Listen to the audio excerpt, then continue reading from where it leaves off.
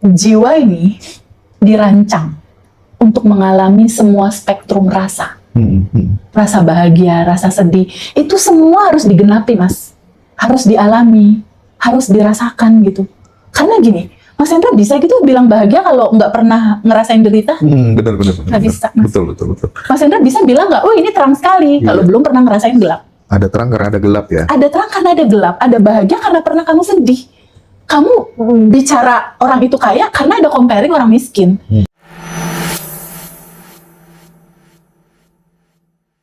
Supaya menghindari yang namanya penderitaan, supaya nggak apes ya, supaya apa-apa mudah terwujud sesuai dengan yang dia inginkan. Itu tuh dengan cara membuat semesta berhutang kepada kita. Lewat misalnya kalau yang di pesantren disuruh tirakat dulu ya. Lewat rajin ibadah, lewat ya banyak memberi, tapi tidak menggunakan kalkulasi supaya kemudian harap dapat imbalan sekian. Itu dengan sendiri ternyata semesta memantulkannya itu secara presisi. Bagaimana TVB melihat strategi ini, cara ini? Jadi kita ingin mewujudkan sebuah keinginan, atau kita ingin terhindar dari sesuatu musibah dengan cara membuat semesta berhutang kepada kita dulu. Kita kasih dulu, kita lepas dulu gitu. Itu bagaimana Teh konsep itu? Ya, sebetulnya punya latar belakang harapan atau tidak punya latar belakang harapan, dia akan memantulkan hal yang kurang lebih sama. Karena Allah itu pada saat manusia diciptakan, sebelum manusia diciptain Mas Hendra, dia udah bikin sistemnya dulu, Mas. Jadi sebelum manusia diciptakan, dia udah bikin hukum-hukumnya dulu gitu. Udah bikin hukum semesta seperti cermin, udah bikin law of attraction, udah bikin law of projection, ada hukum energi, ada hukum kekekalan, ada hukum perputaran gitu. Jadi sebelum segala sesuatu diciptakan di alam semesta ini, itu tuh manajemen sistemnya tuh udah jadi dulu gitu. Jadi ini udah di dalam satu hukum semesta yang sudah pasti. Sudah pasti. Jadi mau kamu berharap atau tidak berharap, itu akan tetap mantulin hal yang sama gitu. Jadi ketika ada judul, buatlah semesta berhutang kepadamu, istilahnya kayak gitu ya. Judul serunya gitu istilahnya. Itu bercerita tentang bahwa di dalam kehidupan ini ada hukum pertukaran energi. Ada hukum pertukaran energi. Jadi semakin banyak segala sesuatu kebaikan yang kamu alirkan, kamu lepaskan, kamu alirkan di dalam kebaikan kehidupan ini, kan di dalam hukum semesta itu ada hukum semesta seperti cermin tuh. Apa yang kamu lepaskan itu kan dipantulin balik ke kita gitu. Jadi semakin kamu melepaskan, memberikan segala sesuatu yang jadi gini rumusannya Mas. Kalau misalnya di dalam mindsetnya kamu, ini kan bebas ya, orang bebas berpikir kan. Kayak misalnya si A, si B, si C. Si A nih misalnya berbuat baik nih, berbuat baik, terus dia mindsetnya masih mindset anak TK nih. Oh kalau aku berbuat baik ntar dibalas 10 gitu. Kan kesadaran orang beda-beda. Dibalas 10 nih. Ya dia akan dapetin itu sebetulnya Mas. Kan ada hukum asumsi. Sesuai asumsinya dia akan dapetin itu. Kalau misalnya dia berpikir, oh aku akan dibalas 100 nih, itu pun akan dalam pantulannya. Tapi Mas, yang lebih serunya, ketika kita melakukan sesuatu dan kita lepasin tanpa batas, nggak berharap, dapatnya malah tanpa batas, unlimited, bahkan di luar ekspektasi kita. Jadi ketika kita melakukan sesuatu yang itu ngalir aja, ikutin alirannya, bahwa semua yang aku lakukan, semua yang aku berikan, waktu, pikiran, tenaga, uang, whatever, apapun itu hanya gambaran implementasi dari gerakannya yang aku tuh pengen bilang makasih Allah, makasih banyak ya atas semua yang udah diterima, atas semua yang udah dinikmati, atas semua keindahan kebahagiaan ini. Aku tuh mau mengekspresikan rasa bahagia itu dengan mengalirkannya lagi, rasa bahagia yang dari atas turun ke kehidupanku. Aku tuh mau mewujudkan rasa terima kasih ini dengan ngalirin gitu.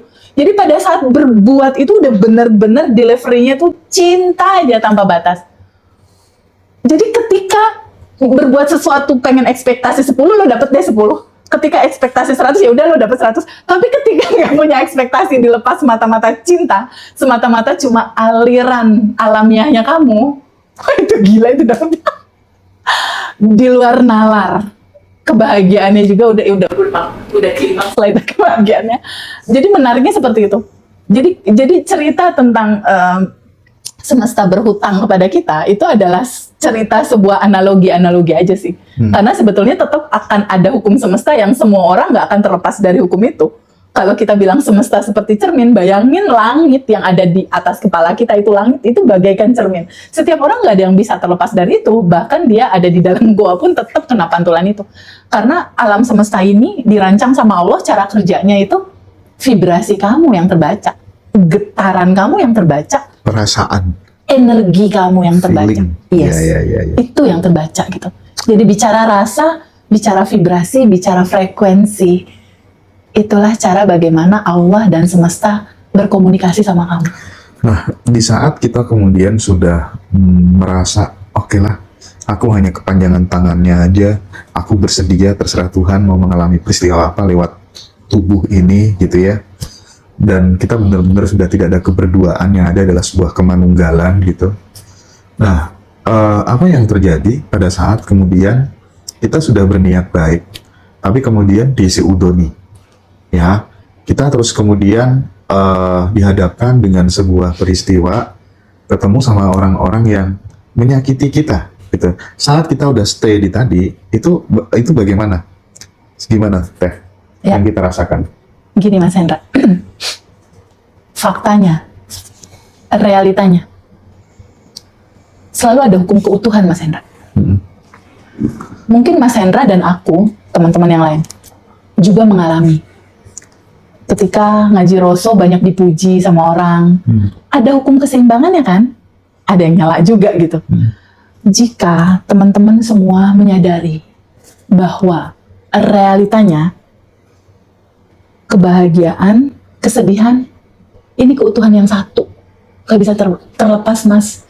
Jadi kalau kayak istilah ada bendulum, tau gak bendulum? Bandul, bendulum. Kalau kita gerakin, energi menggerakkan gitu ya, dia kan selalu begini Mas. Ding, ding, ding, ding. Bendulum kan gitu, ini kan ada tengah-tengahnya tuh ya. Bandul ya, bendulum ya. Anggaplah sebelah sini ada kebahagiaan. Dia pasti akan bergerak ke sini lagi Mas. Cing. Bergerak ke sini lagi Mas. Cing. Bergerak ke sini lagi Mas. Cing. Itulah realitanya. Jadi kalaupun kebahagiaan itu hadir, kita udah berbuat baik, terus tiba-tiba kita difitnah, it's no problem. Itu adalah paket kehidupan. Itulah paketannya, itulah realitanya. Seperti yang tadi kita udah bahas. Anggaplah kebahagiaan itu sosoknya, kesedihan itu bayangannya.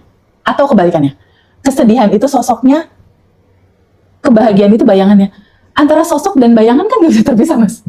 Mas Hendra diri tuh ada bayangan. Bisa nggak dipisahin antara Mas Hendra dengan bayangannya? Begitulah realita hidup ini. Bahagia sedih, dipuji difitnah, berbuat baik dizolimi, ya itu udah satu paket. Tapi apa yang ngebuat semesta itu memberikan sebuah kejadian yang itu berulang-ulang terus? Habis anak meninggal misalnya, ada lagi. Sikap dan resolusi pandang yang bagaimana yang membuat itu kemudian seolah-olah itu kayak cerita terus yang dialami orang itu gitu. Penolakan Mas. Penolakan. Yes. Dia tidak mau Penolakan menerima. betul. Dia tidak menyadari bahwa jiwa ini dirancang untuk mengalami semua spektrum rasa. Rasa bahagia, rasa sedih, itu semua harus digenapi Mas. Harus dialami, harus dirasakan gitu. Karena gini, Mas Hendra bisa gitu bilang bahagia kalau nggak pernah ngerasain derita? Benar. Nggak bisa, Mas. Betul. Mas Hendra bisa bilang nggak, oh ini terang sekali, kalau belum pernah ngerasain gelap. Ada terang karena ada gelap ya. Ada terang karena ada gelap, ada bahagia karena pernah kamu sedih. Kamu bicara orang itu kaya karena ada comparing orang miskin. Jadi kehidupan ini ketika kita mengetahui bahwa itu semua satu rasa, yaitu rasa bahagia, yaitu rasa cinta yang mewujud gerakannya jadi gerakan kebahagiaan. Bahagia itu dalamnya juga cinta. Sedih itu dalamnya juga cinta. Jadi korban dasarnya ini sama Mas. Energi cinta murni tanpa batas. Energi cinta. Sekarang coba kita renungkan. Bukankah hampir sebagian besar teman-teman yang join belajar di Bandan Revolution itu berawal dari kesedihan yang mendalam, penderitaan yang mendalam, kepahitan yang mendalam. Contohlah Mbak Rika, terus Mbak V, atau Mbak Santi yang sekarang udah nggak dalam judul-judul yang awal ya. Bukankah cerita sedih mereka itulah yang mengantarkan mereka ketemu sejatinya mereka yang tanpa batas dan berkelimpahan. Kira-kira kalau teman-teman yang udah manifest itu, suaminya baik, suaminya tajir, uangnya banyak, rekeningnya cukup, mobil ada, rumah ada, segalanya tercukupi, bakal nge-WhatsApp Mas Hendra untuk ikut kelas? Nggak akan, Mas. Lalu bukankah sedih itu, kesedihan itu, yang mengantarkan Fiona ketemu sama materi ini, mengantarkan Dwi ketemu sama materi ini? Bukankah rasa sedih, penderitaan, luka, kepahitan itu juga cinta? Itu cinta, Mas. Kesedihan, balutan kesedihan, si cinta, si cover kesedihan inilah yang mengantarkan Fiona, Rika, Santi ketemu. Oh, ternyata aku tuh bukan emosi ini ya. Aku tuh bukan si putus asa ini ya. Oh, aku adalah percikan ruhnya yang tanpa batas dan berkelimpahan. Sejatinya aku tuh udah cukup lengkap. Udah ada di dalam. Nah, itu yang nganterinnya judulnya apa? Bukannya kesedihan. Jadi, bukankah kesedihan ini juga cinta? Cuma kebetulan aja packaging Iya. penderitaan. Pada akhirnya ketika kemudian kita bisa melakukan sebuah penerimaan terhadap apapun yang datang di dalam hidup kita, ya so far akan menjadi lebih baik, lebih lega, lebih bahagia gitu ya Teh ya. Tapi memang untuk benar-benar menerima itu butuh jam terbang kadang ya. Butuh jam Ada terbang. waktunya memang, Mas. Makanya komunitas terkadang sangat penting, sangat mendukung gitu ya. Sangat, Mas. Dan di Abundant Revolution bersyukurnya teman-teman peduli satu sama yang lainnya, dan kita memang susah ya cari orang tulus itu susah. Makanya kita belajar latihan jadi orang yang tulus. Kita hidup selama ini itu kan jujurnya penuh motif gitu kan ya. Makanya pentingnya untuk kemudian berkomunitas supaya kita ketularan ya, energi vibrasi ketulusannya gitu ya. Intinya sih tetap latihan dan belajar ya Teh ya. Dan sahabat semuanya, untuk acara di Bali Teh. Ya, acara sebenarnya banyak ya yang minta acara offline di Jakarta tuh banyak banget. Next deh setelah Bali kan. Iya deh ya. Mas? Kenapa ya? Karena mungkin Jakarta tuh tempatnya orang pusing kali ya. Tempatnya orang Titik center lah, Mas, gitu deket ya. kemana-mana. Agak Iya, panas soalnya. Bener sih.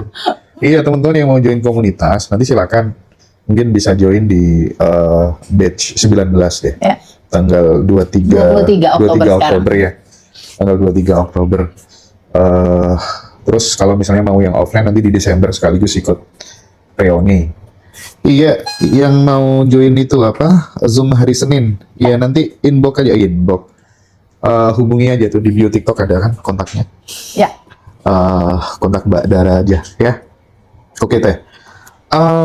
Aku pengen ini nih, aku belum pernah tanya kalau ini. Oh iya, itu banyak teman-teman yang mau join. Silakan ya, nanti kontak Boleh, Mbak Bang. Dara ya.